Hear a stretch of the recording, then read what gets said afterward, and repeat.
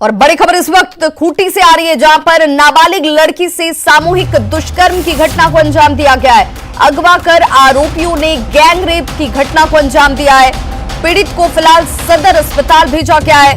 आरोपियों की गिरफ्तारी में पुलिस जुट गई है। कर्रा थाना क्षेत्र की यह घटना, जहां पर नाबालिग लड़की से सामूहिक दुष्कर्म किया जाता है। फिलहाल पीड़िता को मेडिकल जांच के लिए सदर अस्पताल भेजा गया है और आरोपियों की गिरफ्तारी की कोशिश की जा रही है। और सहयोगी अरविंद कुमार हमारे साथ इस वक्त फोन लाइन पर जुड़ गए हैं खूंटी से।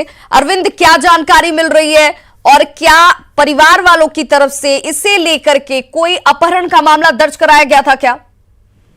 जी बिल्कुल विभा, ये घटना मैं आपको पूरी डिटेल से बताना चाहूँ। कल देर रात की है, जब सावड़ा एक बाजार है और पदमपुर मेला लगा था कल, चूंकि गुरु पूर्णिमा था, और वही मेला देख के लौट रही थी कुछ सहेली के साथ में, कुछ इसके साथ में पुरुष दोस्त भी थे। कुल मिला के ये लोग 6 आदमी थे और 6 जब आ रहे थे, उसी समय रास्ते में पदमपुर सावड़ा बाजार के सामने में नकाबपोश 5 युवक आए और सभी वहां से इन लोगों को डरा धमका कि एक लड़की को उठाकर अपने साथ में ले गए। हालांकि उसकी सूचना तुरंत थाना को दी गई। थाना को देने के बाद में पुलिस से त्वरित कार्रवाई करते हुए लड़की को रोलागुटू से बरामद कर लिया, जो कि लड़की के आसपास में ही घर है, और वहां से बरामद कर लिया है। फिलहाल पुलिस से पूरे मामले को लेकर जांच कर रही है, लेकिन जो आरोपी है वो सभी अभी तक फरार हैं। और लड़की का कहना है कि किसी को वो नहीं पहचानती थी, ना ही वो किसी का चेहरा देख पाई, क्योंकि अंधेरा था और जंगल था, तो वहां पर वो किसी को नहीं देख पाई है। चलिए, बहुत बहुत शुक्रिया अरविंद इस तमाम जानकारी के लिए। गोड्डा में ईसीएल के कोयला खदान में अवैध रूप से कोयला खनन का काम जारी रहता है। इसमें सीआईएसएफ कर्मियों के शामिल होने का भी आरोप लगता रहा है। शनिवार की रात यहां अवैध कोयला खनन में जुटे लोगों को सीआईएसएफ ने खदेड़ा, जिसके बाद भागने के क्रम में एक युवक सिराजुद्दीन तालाब में गिर गया, जिसके बाद से वो लापता है। सिराजुद्दीन के परिजनों ने सीआईएसएफ जवानों पर उसे मारने का आरोप लगाया है। हालांकि अभी तक उसके शव को बरामद नहीं किया जा सका है। इधर शव की तलाश को लेकर परिजनों ने हंगामा किया और इसके बाद एनडीआरएफ की टीम के साथ गोताखोरों की मदद से तालाब में शव की खोजबीन की जा रही है।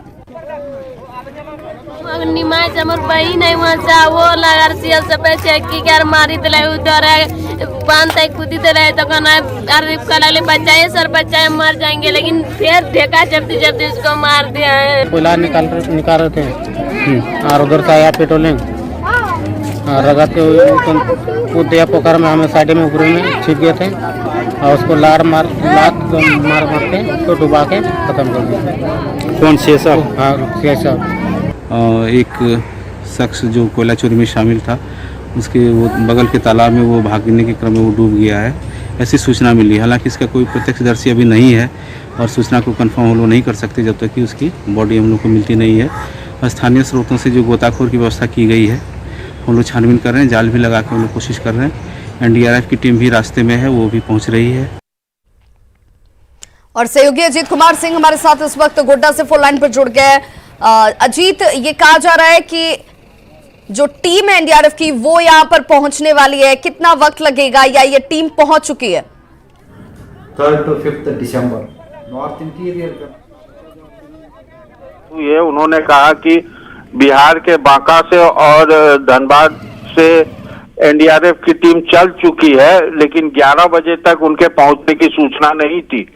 तो अगर 11 के बाद अगर पहुंचे होंगे तो अगर स्थानीय, लेकिन तब तक स्थानीय गोताखोर पहले सुबह से ही लगे हुए हैं तलाश करने को, ताकि जो मृतक है उनका बॉडी मिल सके। सिराजुद्दीन नामक जो शख्स था वो तालाब में कूदा था और उसके बाद से चूंकि रात का अंधेरे का वक्त था, अब वो तालाब के अंदर ही है या फिर उसे निकाल कर ले जाया गया है। ये संशय की स्थिति प्रशासन द्वारा बताई जा रही है कि हो सकता है कि परिजन उसके शव को उठाकर ले गए हों। अजीत, लेकिन परिजनों का ये कहना है कि सीआईएसएफ की तरफ से पहले सिराजुद्दीन को मारा पीटा गया और जानबूझकर उसे तालाब में ढकेला गया।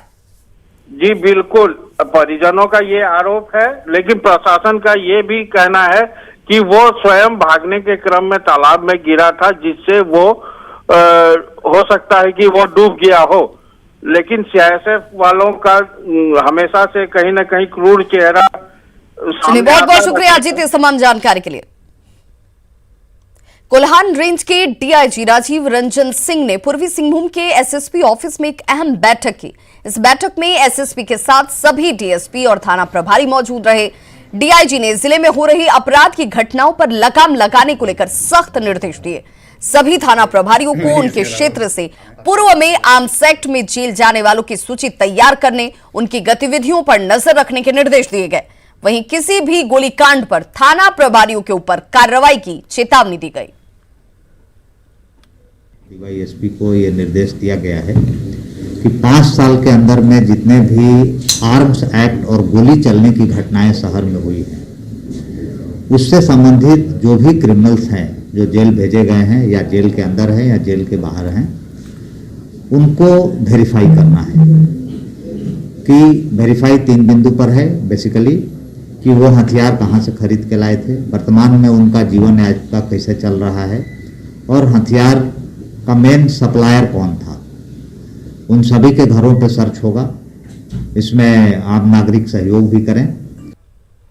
सरायकेला सदर अस्पताल के ठीक बगल में स्थित भवन निर्माण विभाग की जमीन कई सालों से बेकार पड़ी हुई है। इस जमीन पर भवन निर्माण की ओर से कर्मचारियों के रहने के लिए कई फ्लैट बनाए गए थे। इन भवनों को 10 साल पहले जर्जर घोषित किया जा चुका है। वहीं दूसरी ओर सदर अस्पताल का विस्तारीकरण कर कई विभाग खोलने में अस्पताल प्रशासन को जमीन की किल्लत का सामना करना पड़ रहा है। ऐसे में भवन निर्माण विभाग की जमीन के इस्तेमाल के लिए आवाज अब उठने लगी है। डीसी ने कहा कि जमीन के सही इस्तेमाल को लेकर सभी संबंधित विभागों की बैठक की जाएगी। इसके बाद सदर अस्पताल को जमीन ट्रांसफर की जाएगी।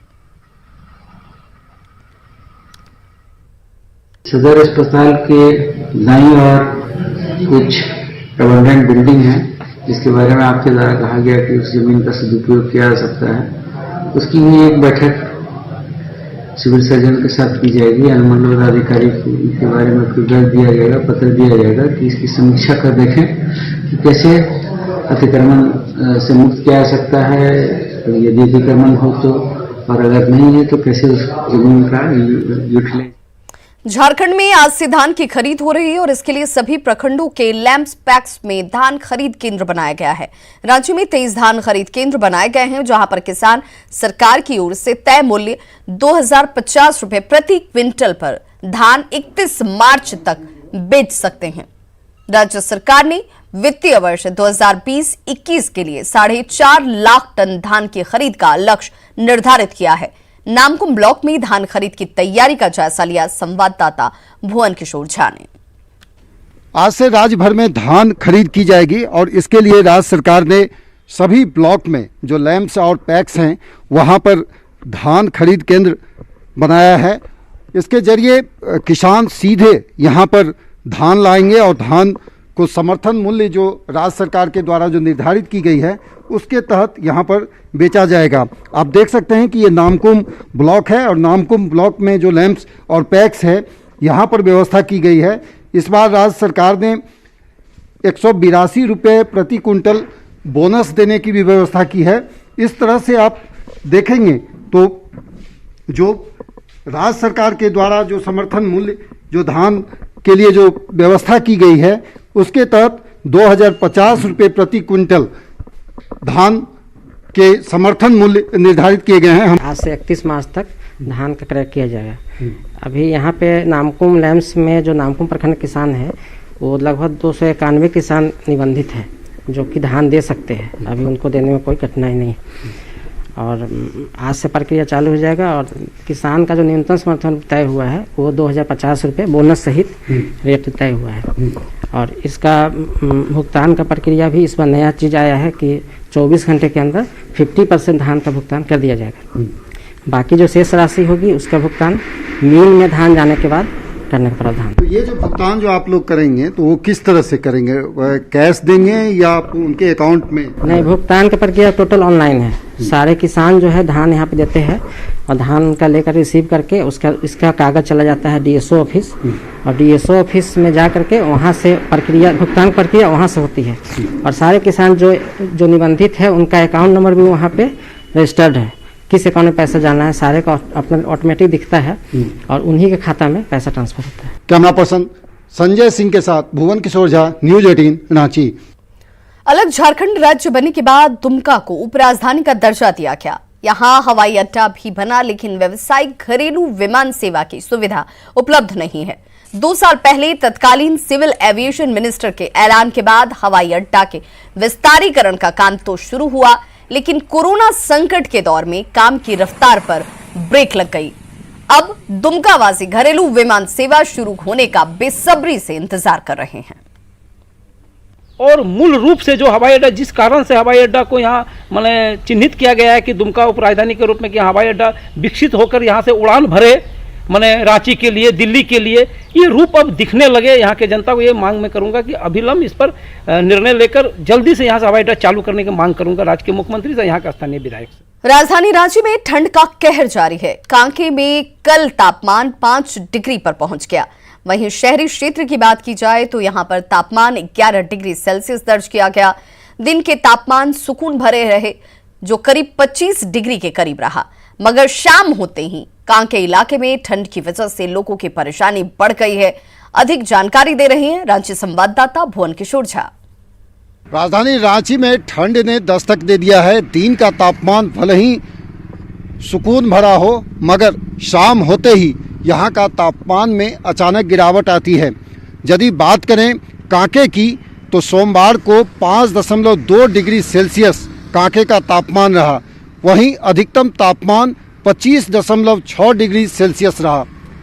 यदि रविवार के तापमान से 1 डिग्री सेल्सियस अधिक होने के बावजूद भी यहाँ कपकपी बढ़ी रही और शाम होते ही ठंड के कारण से लोग घरों में दुबके रहे। शहर का तापमान भले ही 11 डिग्री तक रहा, लेकिन कांके का तापमान 5 डिग्री न्यूनतम पर अटक गया। इस तरह से देखें तो राजधानी रांची में ठंड ने दस्तक दे दी है और करीब करीब कांके सहित तमाम ऐसे इलाके जहां ठंड के कारण लोगों को परेशानी हो रही है, अलाव की व्यवस्था अभी तक नहीं हो पाई है। हालांकि जिला प्रशासन के द्वारा समुचित व्यवस्था करने की बात कही जा रही है।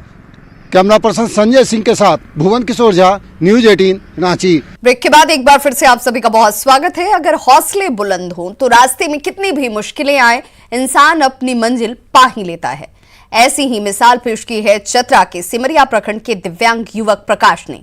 प्रकाश के दोनों पैर नहीं है, लेकिन इससे हार मानने की बजाय उन्होंने अपने हाथों को ही विकल्प बनाया।